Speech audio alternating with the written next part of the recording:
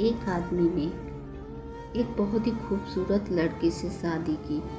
उसका नाम रूही था। शादी के बाद दोनों की ज़िंदगी बहुत प्यार से गुजर रही थी और उसे बहुत चाहता था और उसकी खूबसूरती की हमेशा तारीफ किया करता था।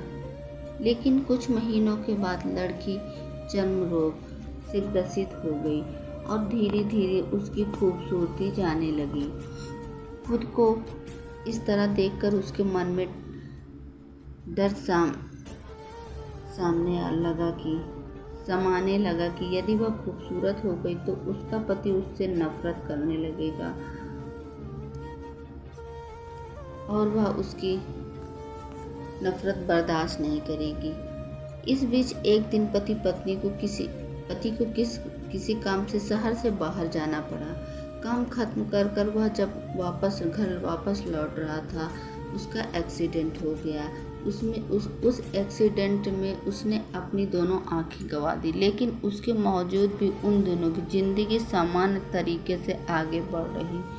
समय गुजरता रहा और सब अपने चर्म रोग के कारण लड़की ने अपनी खूबसूरती पूरी तरह से गंवा दी।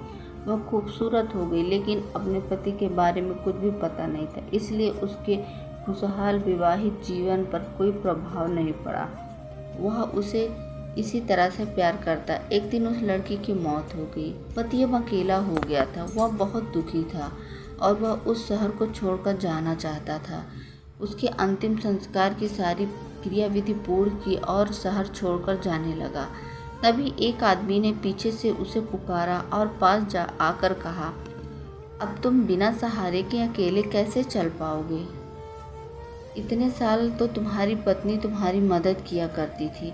पति ने जवाब दिया, दोस्त, मैं अंधा नहीं हूँ, मैं बस अंधा होने का नाटक कर रहा था, क्योंकि यदि मेरी पत्नी को पता चल जाता कि मैं उसकी खूबसूरती देख सकता हूँ तो यह उसके रोग से ज़्यादा दर्द देता, इसलिए मैंने इतने साल अंधे होने का दिखावा किया।